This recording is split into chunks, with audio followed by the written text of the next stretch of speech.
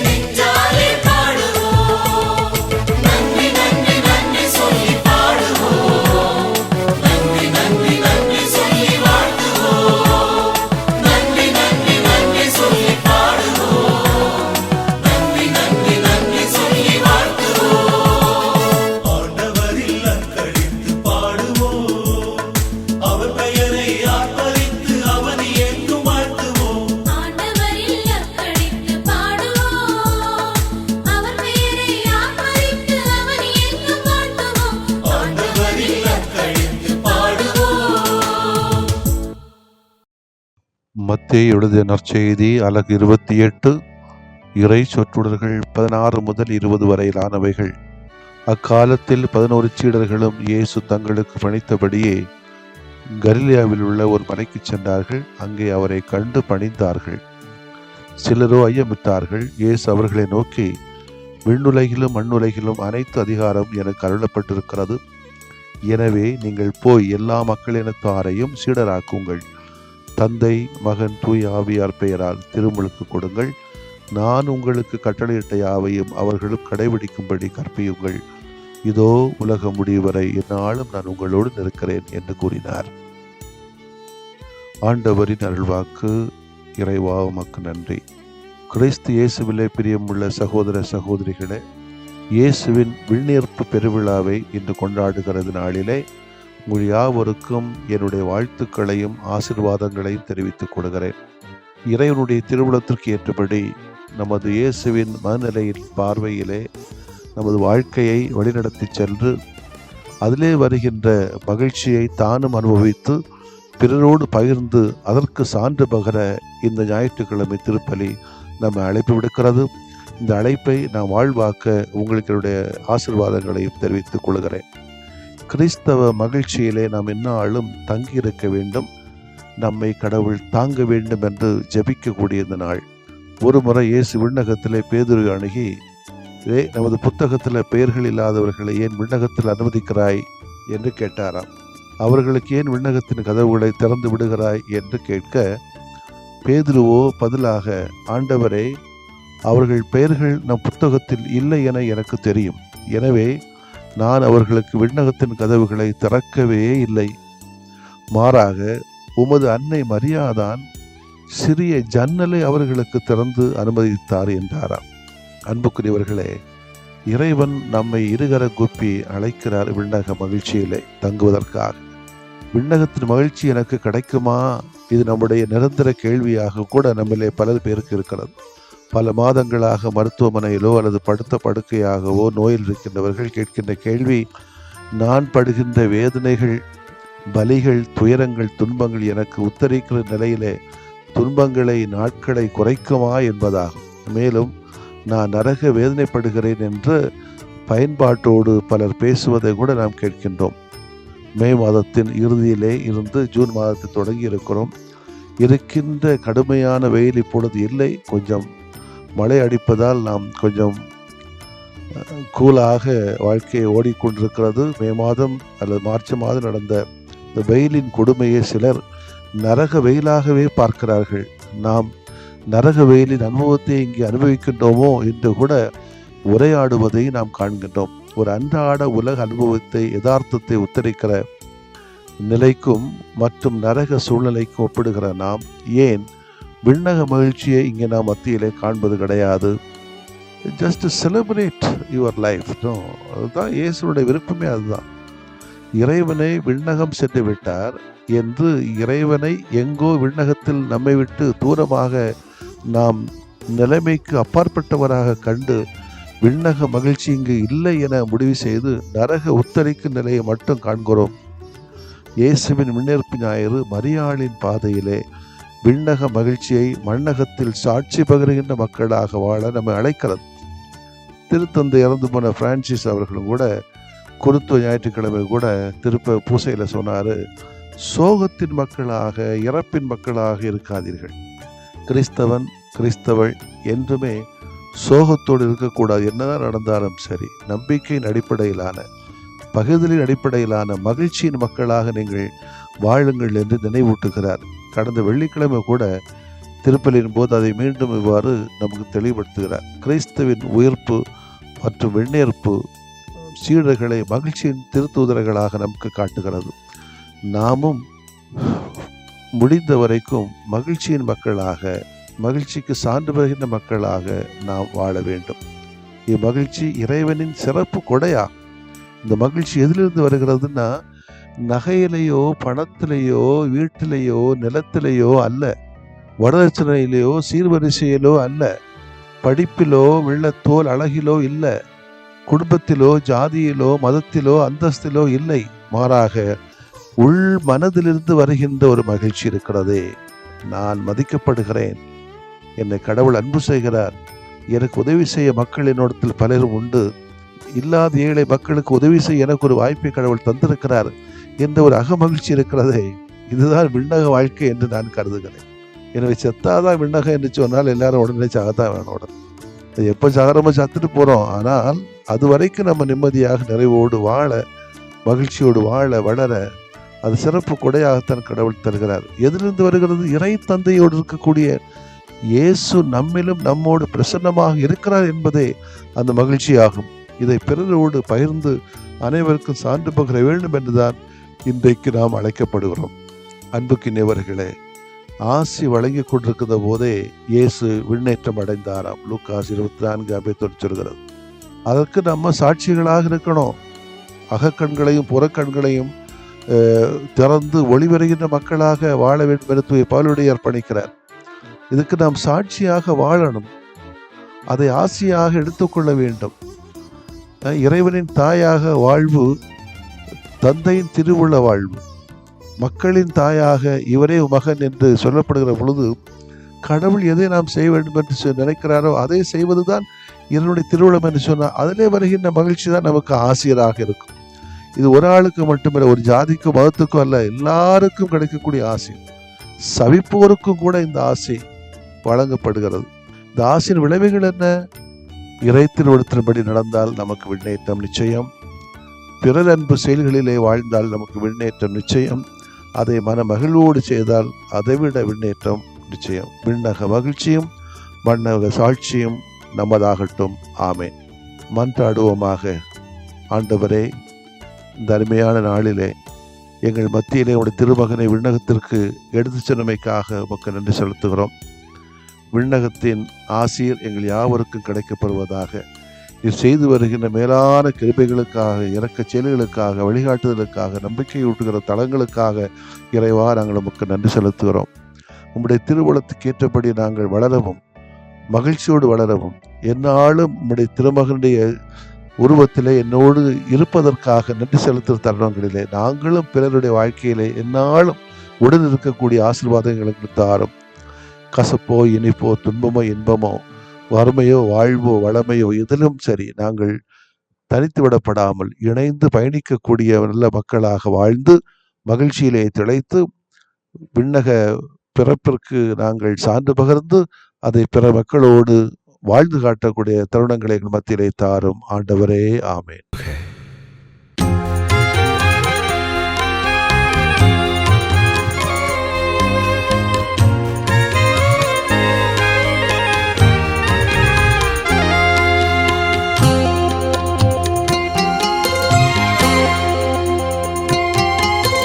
நம்பினேன் ஆண்டவரே நலம் தாருமே, நம்பினேன் ஆண்டவரே நலம் தாருமே.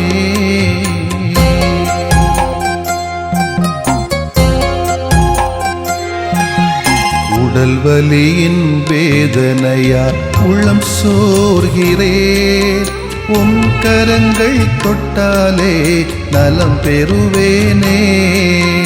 உடல் வலியின் வேதனையால் உளம் சோர்கிறேன், உன் கரங்கள் தொட்டாலே நலம் பெறுவேனே.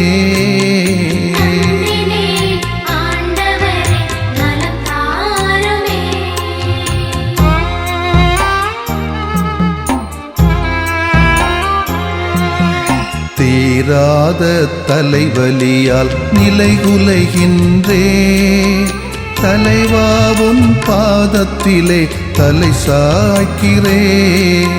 தீராத தலைவலியால் நிலைகுலைகின்றேன், தலைவாவும் பாதத்திலே தலை சாய்க்கிறேன்.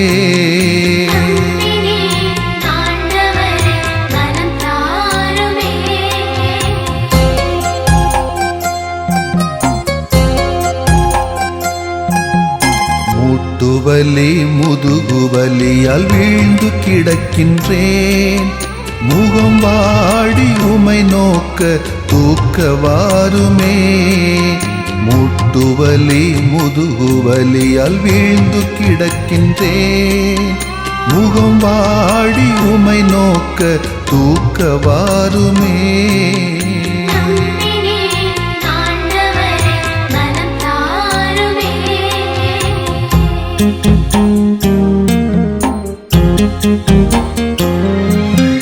நுரையீரல் நோயால் நொந்து தளர்கிறேன். நல்ல தேவா உம் இரக்கம் இறந்து கேட்கிறேன். நுரையீரல் இதய நோயால் நொந்து தளர்கிறேன். நல்ல தேவா உம் இரக்கம் இறந்து கேட்கிறேன்.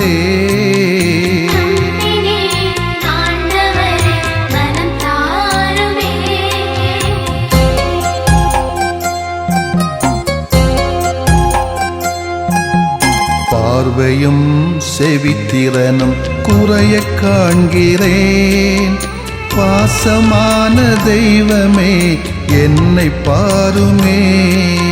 பார்வையும் செவித்திறனும் குறைய காண்கிறேன்.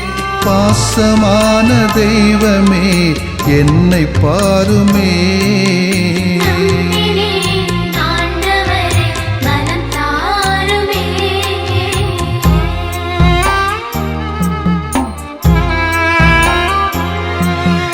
நீரிழிவால் புற்று நோயால் நிம்மதி இழக்கிறேன். நீரேவும் வல்லமையால் குணம் தாருமே. நீரிழிவால் புற்று நோயால் நிம்மதி இழக்கிறேன். நீரேவும் வல்லமையால் குணம் தாருமே.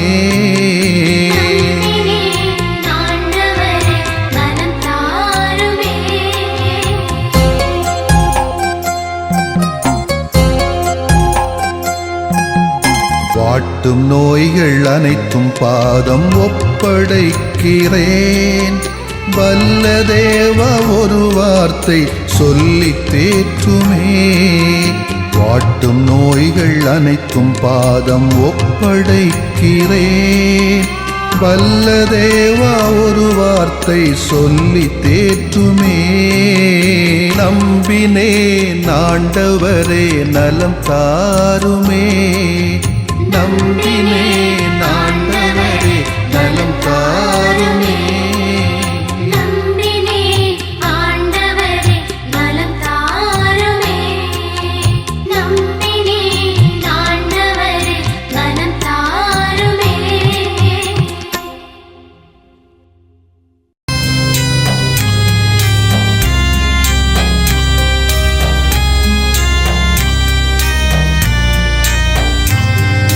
மாண்புயரிவருள்ளடையாளத்தை தாழ்ந்து பணிந்து ஆராதிப்போம். பழைய நியம முறைகள் அனைத்தும் இனி மறைந்து முடிவு பெறுக. புதிய நியம முறைகள் வருக. புலன்களாலே மனிதன் இதனை அறிய இயலா.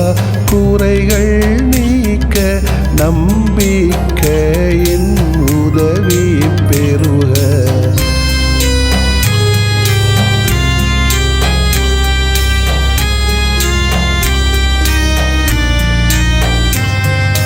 தந்தை அவர்க்கும் மகன் அவர்க்கும் புகழ்ச்சியோடு வெற்றியாக்கும். மீட்பின் பெருமை மாட்சிமையோடு வலிமை வாழ்த்து யாவுமாக. இருவரிடமாய் வருகின்றவராம் தூய ஆவியானவர்க்கும் அளவில்லாத சமப்புகழ்ச்சி என்றுமே உண்டாகுக. ஆமென். வானின்று அவர்களுக்கு அப்பமளித்தீரே. இனிமையெல்லாம் தன்னகத்தில் கொண்ட அப்பம் இதுவே. மன்றாடுவோமாக. இறைவா, இந்த வியப்புக்குரிய அருளடையாளத்திலே உம்முடைய பாடுகளின் நினைவை எங்களுக்கு விட்டு சென்றீ. உம் திருவுடல் திருரத்தமாகியவற்றின் தூய மறைவருளை வணங்கும் நாங்கள் உமது மீட்பின் பயனை இடைவிடாமல் துய்த்து உணர்ந்து மகிழ அருள்வீராக. தந்தையாகி இறைவனோடும் தூய ஆவியாரின் ஒன்றிப்பில் இறைவனா என்றென்றும் வாழ்ந்து ஆட்சி செய்த உம்மை மன்றாடுகிறோ.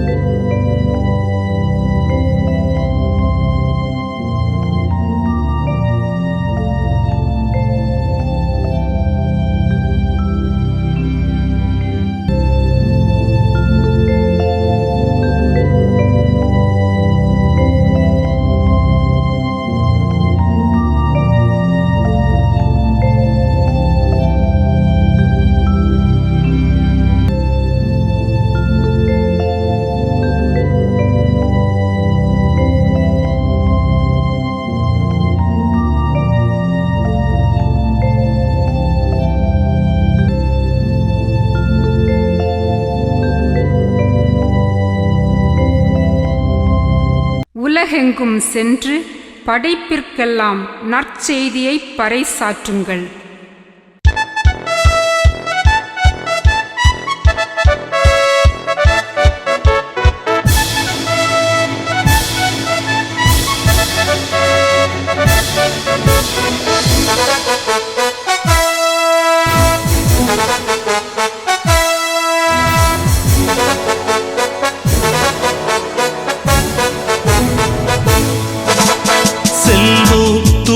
செல்வோம் நற்செய்தி தூதர்களாய் ஒளிர்வோம் எங்கும் ஒளிர்வோம் நற்செய்தி தீபங்களாய்.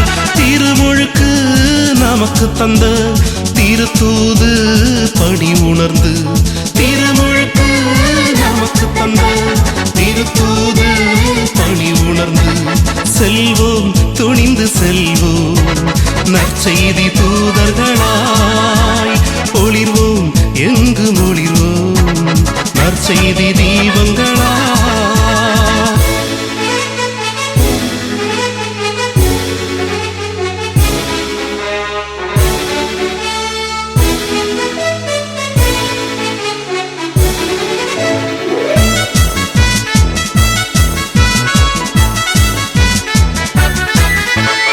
உலகமெல்லாம் சென்று நற்செய்தி அறிவித்திடும் உயர் பணி தந்தார் நம் இயேசு.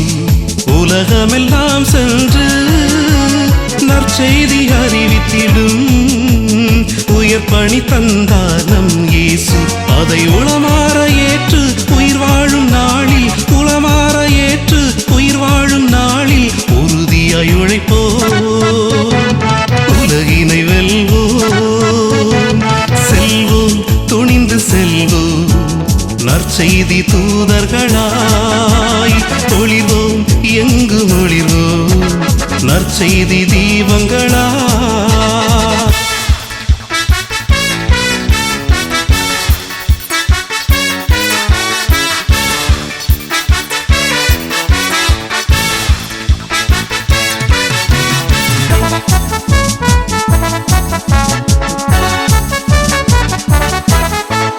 இயேசுவின் அருள் வாக்கை இதயமதில் ஏந்தி இந்தியா வந்தார் திருத்தூமா. இயேசுவின் அருள் வாக்கை இதயமதில் ஏந்தி இந்தியா வந்தார் திருத்தூமா. அவர் இறையாட்சி வளர்க்க மறைசாட்சியானார் இறையாட்சி வளர்க்க மறைசாட்சியானார். இறை குலம் நாம் உணர்வோம் மறைபணிதனை தொடர்வோம். செல்வோம் துணிந்து செல்வோம் நற்செய்தி தூதர்களாய் ஒளிர்வோம் எங்கும் ஒளிர்வோம் நற்செய்தி தீபங்களாய். திருமுழுக்கு நமக்கு தந்த திருத்தூது பணி உணர்ந்து திருமுழுக்கு நமக்கு நமக்கு தந்த திருத்தூது பணி உணர்ந்து செல்வோம், துணிந்து செல்வோம், நற்செய்தி தூதர்களாய் ஒளிர்வோம், எங்கும் ஒளிர்வோம், நற்செய்தி தீபங்களாய்.